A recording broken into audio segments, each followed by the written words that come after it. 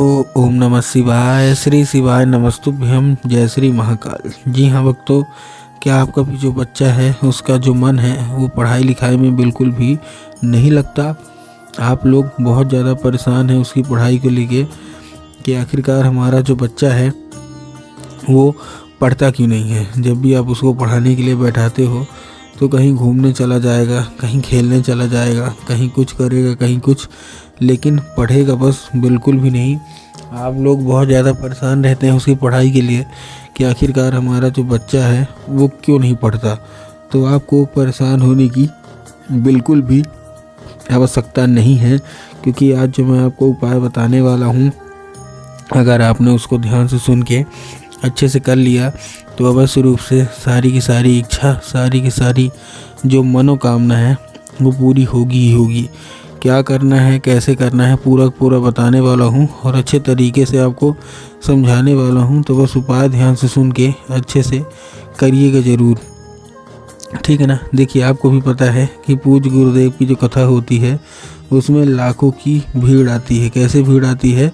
लाखों की भीड़ आती है। और जब गुरुदेव की कथा में लाखों की भीड़ आती है तो वहाँ ज़्यादातर जो भक्त होते हैं वो क्या करते हैं, पत्र के द्वारा अपनी इच्छा और पत्र के द्वारा अपनी मनोकामना गुरुदेव तक पहुँचाते हैं।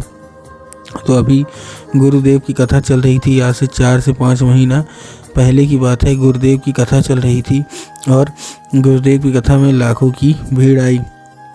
अब जब गुरुदेव की कथा में लाखों की भीड़ आई तो वहाँ ज़्यादातर जो भक्त थे उन्होंने क्या किया, पत्र के द्वारा अपनी इच्छा और पत्र के द्वारा अपनी मनोकामना जो थी वो गुरुदेव तक पहुँचाई। अब जब गुरुदेव के पास पत्र पहुँचा और गुरुदेव ने पत्र पढ़ा तो वहाँ गुरुदेव ने देखा कि ज़्यादातर जो भक्त हैं उनकी क्या है, केवल और केवल एक ही इच्छा और एक ही मनोकामना है। क्या कि गुरुदेव हमारा जो बच्चा है ना, उसका जो मन है वो पढ़ाई लिखाई में बिल्कुल भी नहीं लगता। हम लोग बहुत ज़्यादा परेशान रहते हैं उसकी पढ़ाई को लेके कि आखिरकार हमारा जो बच्चा है वो पढ़ता क्यों नहीं है। हमने बहुत ज़्यादा प्रयास कर लिया उसको पढ़ाने के लिए, लेकिन फिर भी बच्चे का जो मन है वो पढ़ाई में नहीं लगता। कृपया करके कोई उपाय बता दिए। हमने क्या, कुछ नहीं किया, बहुत अच्छी उसको स्कूल में डाल के रखा है, बहुत अच्छा उसको कोचिंग ट्यूशन दे रहे हैं, हर एक तरह की सुख सुविधा दे रहे हैं, लेकिन फिर भी जब बात पढ़ाई की आती है ना तो कहीं घूमने चला जाएगा, कहीं खेलने चला जाएगा। तो कृपया करके कोई उपाय बता दें। अब जैसे ही गुरुदेव ने उपाय बताया तो लोगों ने जाके इस उपाय को घर में करना शुरू कर दिया। जैसे ही लोगों ने जाके इस उपाय को घर में करना शुरू कर दिया, वही लोग गुरुदेव की कथा में मात्र 1 से 1.5 महीने के बाद वापस आए। अब जब वही लोग गुरुदेव की कथा में वापस आए तो उन्होंने क्या किया, फिर से एक बार गुरुदेव को पत्र लिखा। लेकिन ये वाला जो पत्र था ये गुरुदेव को धन्यवाद के रूप में पत्र था कि गुरुदेव धन्य हो आपका, आपके द्वारा बताया गया उपाय हमने कर लिया है, हमारी सारी इच्छा, सारी मनोकामना जो है वो पूरी हो गई है, आपका कोटि कोटि धन्यवाद। तो देखिए, जो लोग मेरी आवाज़ सुन रहे हैं, अगर आपको भी जानना है कि आखिर ऐसा कौन सा उपाय है जिसको करने मात्र से सारी इच्छा मनोकामना पूरी हो जाती है, तो चलिए हम बताते हैं आपको आज की इस वीडियो के माध्यम से कि आपको करना क्या है। तो बस उपाय ध्यान से सुन के अच्छे से करिएगा ज़रूर। लेकिन उसके पहले चैनल पे अगर पहली बार आए हैं और आवाज़ मेरी पहली बार सुन रहे हैं तो वीडियो को लाइक करके चैनल को सब्सक्राइब कर लें, ताकि पूजनीय पंडित प्रदीप जी मिश्रा के रोज़ नए उपाय सबसे पहले मैं आपको प्राप्त करा सकूं, ठीक। तो देखिए, जो हमारा सबसे पहला उपाय है, इस उपाय में आपको करना क्या है। इस उपाय में सबसे पहले आपको लेना है 3 काली तिल और साथ में आपको लेना है 1 धतूरा, ठीक। ले लिया। लेने के बाद आपको करना क्या है, जैसे ही ले लिया, लेने के बाद अपने बच्चे के हाथ में दीजिए और उसको भेज दीजिए कहाँ, सीधा का सीधा शिव मंदिर। अब जैसे ही आपका बच्चा शिव मंदिर पहुँचेगा, शिव मंदिर पहुँचने के बाद उसको बोलिएगा कि सबसे पहले दक्षिण दिशा में खड़ा हो जाए और उत्तर की ओर अपना चेहरा कर लीजिए।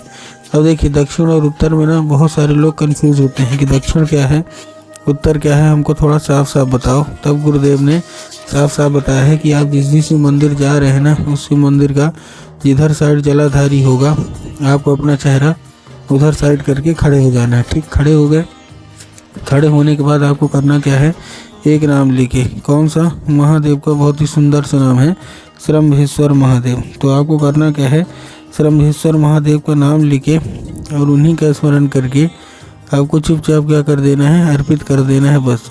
पूज्य गुरुदेव कहते हैं कि अगर आपने ऐसा कर लिया तो श्रम्भेश्वर महादेव की बस रूप से कृपा होगी ही होगी और आपका जो बच्चा है वो पढ़ाई की ओर आकर्षित होगा ही होगा। ठीक, ये था हमारा कौन सा, ये था हमारा पहला उपाय। अब हम चलते हैं अपने दूसरे उपाय की ओर। अब देखिए जो हमारा दूसरा उपाय है, इस उपाय में आपको करना क्या है, इस उपाय में आपको सबसे पहले लेना है केवल एक लाल फूल। और जब आप लाल फूल लेंगे, लाल फूल के साथ साथ आपको इस उपाय को करने के लिए आपके घर में माता सरस्वती की फ़ोटो या मूर्ति होना अति अनिवार्य है। अगर आपके घर में माता सरस्वती की फ़ोटो या मूर्ति है तब तो अच्छी बात है, लेकिन अगर घर में माता सरस्वती की फ़ोटो या मूर्ति नहीं है तो आपको बाज़ार जाना है, माता सरस्वती की फ़ोटो या मूर्ति लेना है और घर में उनको स्थान दे देना है। ठीक, दे दिया।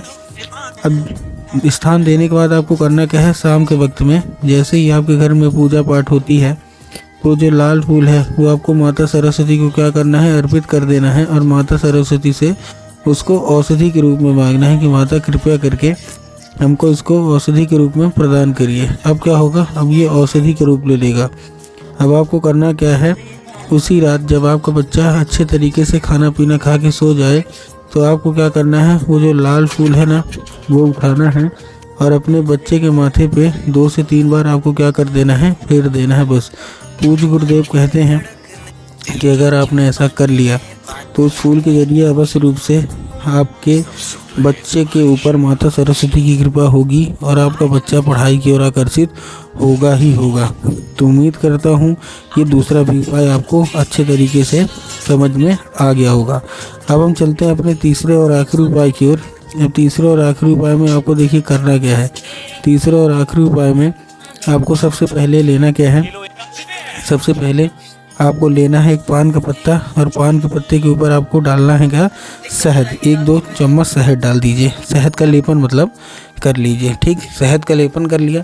शहद का लेपन करने के बाद आपको देखिए करना क्या है। जैसे आपने शहद का लेपन किया, शहद का लेपन करने के बाद आपको अपने बच्चे के हाथ में उसको देना है और भेज देना है कहाँ, सीधा शिव मंदिर। अब जैसे ही आपका बच्चा शिव मंदिर पहुँचेगा आपके दिमाग में क्या होगा कि जाएंगे बाबा भोलेनाथ के ऊपर अर्पित कर देंगे, जो कि पूर्णतः गलत है। आपको बाबा भोलेनाथ के ऊपर अर्पित नहीं करना, आपको कहाँ अर्पित करना है, माता शोक सुंदरी के ऊपर अर्पित करना है।